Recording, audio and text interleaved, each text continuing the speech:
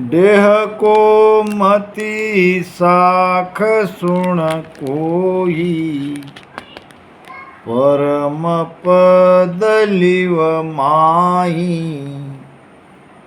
के सुख राम रटन लिव आपे, परम पद जा जाई। महाराज फरमा रहे हैं, ये जो ऊंची ऊंची साखियाँ गुरु महाराज ने बताई है, वो सुन के आप भूलो मत, भरमाओ मत, भजन करना ही पड़ेगा। परम पद की प्राप्ति लिवबंद भजन से ही होगी। लिवबंद भजन मोक को पूछे साच कमाया रीजे। के सुख राम सुनो बैरागी, भेद नाव रट लीजिए। तो भजन तो करना ही है, भजन की काट नहीं है। भजन छोड़ने के लिए महाराज ने कहीं नहीं कहा है। वो तो वो स्थिति के बारे में वहाँ बताया गया है। और ऐसी ऊंची ऊंची साखियों को सुन के भजन छोड़ मत देना। परम पद लिव माई, परम पद की प्राप्ति भजन में लिव लगने के बाद ही होगी। कै सुख राम रटन लिव आपे, यानी रटन करते करते जब लिव लग जाएगी तभी परम पद की प्राप्ति होगी। आपे थके सहज में कोई, तका बात है साची। के सुख राम मन कर छाड़े, सोई सर्ब विद काजी। ध्यान की दोनों स्थिति के बारे में महाराज बता रहे हैं। ध्यान करते करते ये मन और इंद्रियां थकनी चाहिए, उनको थकाना पड़ेगा। जब सब थक जाएंगे फिर अंदर से वो अनुभूतियाँ चालू हो जाएगी। इसलिए रसना से जोरदार राम राम करना पड़ता है। बहुत लोग ऐसे बैठ जाते हैं, जिब्या से राम राम करते नहीं है, केवल सुरती का भजन करते हैं। उससे कुछ नहीं होगा, जीभ से राम राम रटन करना ही पड़ेगा। जीभ राम राम करते करते करते करते एक समय आएगा जिब्या थक जाएगी। महाराज कहते हैं, रसना सेव थकी जब मन की, जीव भजन सु लागे। जब रसना का भजन, मन का भजन थक जाएगा तो जीव का भजन प्रारंभ होगा। मगर तब तक रसना का भजन करना नहीं छोड़ना।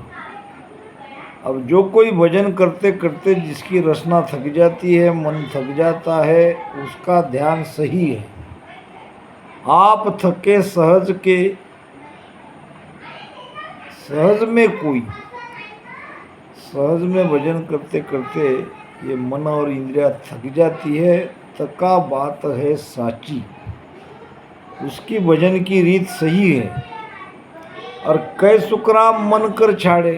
अब कोई मन से रसना का राम राम करना छोड़ दे तो उसकी भजन करने की रीत कच्ची है। दोनों बातें महाराज बता रहे हैं। पहली बात, रसना से राम राम रटन करना अनिवार्य है। दूसरी, भजन करते करते रसना थकनी चाहिए। और कोई अगर दूसरे की तरफ देख के रसना से राम राम रटन करना छोड़ देगा तो उसकी विधि, उसका ध्यान, वो भेद उसका कच्चा है। करता भजन थके जे माई, से सब थकने दीजे। के सुख राम भजन बिन मन सू, एको बात न लीजे।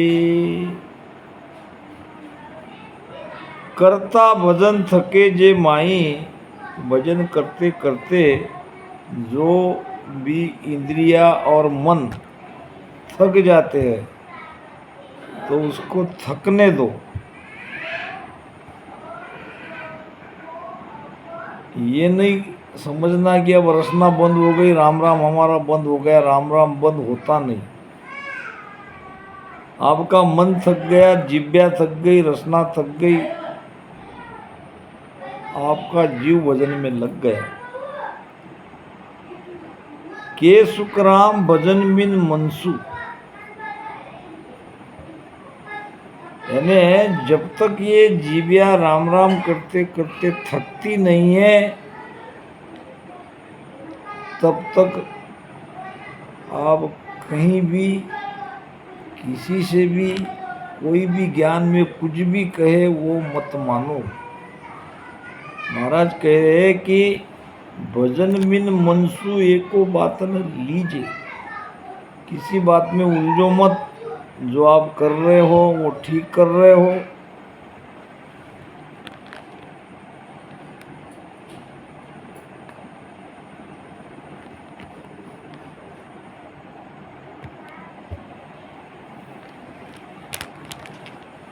बुध में बुध, सूद में सूद वे, तू चर्चा कर आई। के सुख राम नहीं तो स्वामी, आगत लकी न जाई। ये ज्ञान चर्चा हो रही है बैरागी से। बैरागी को महाराज कह रहे हैं स्वामी। हे स्वामी, बुध में बुध, सुध में सुध, यानी मैं जो ये कह रहा हूँ ये ज्ञान बुद्धि और शुद्धि उसमें लाओ। मेरा ज्ञान सुनने के लिए आपको शुद्धि और बुद्धि में ये बात बुद्धि से समझना जरूरी है, क्योंकि बुद्धि निर्णय करती है और जब आप ज्ञान का निर्णय करोगे तो वो चर्चा सफल होगी। तो चर्चा कराई और कै सुख राम नहीं तो स्वामी, आगत लखी न जाई। तो जब तक भजन नहीं करोगे तो आपको ये परम पद समझ में नहीं आएगा, क्योंकि ये ज्ञान का विषय नहीं है। ज्ञान समझना है और ध्यान करना है। तो समझकर जो भजन करेगा उसे ही परम पद क्या है ये अंदर में समझ आएगा। अरथा माय अरथ जे जाने, तो चर्चा हल कीजे। के सुख राम नहीं तो स्वामी, उलट जाब नहीं दीजे। अर्था माय अर्थ तो जाने। महापुरुषों के वचन समझना कठिन है। अर्थ में भी अर्थ छिपा है। अब जो अर्थ का अर्थ जानेगा तो चर्चा में निर्णय होगा, चर्चा हल होगी। जिस विषय पर हम चर्चा कर रहे हैं वो विषय समझ में आएगा अगर तुम अर्थ का अर्थ नहीं जानते हो तो चर्चा हल नहीं होगी। के सुखराम नहीं तो स्वामी उलट जाब नहीं दीजिए। तो उलट कर मुझे आप जवाब मत दो, ध्यान से मेरे वचनों को सुनो और सुनकर उसके जो अर्थ है, उसका जो भेद है, वो भेद समझने की कोशिश करो, तभी कुछ समझ सकोगे। ये ब्रह्म ज्ञान है, केवल ज्ञान है, जल्दी से समझ में नहीं आता है।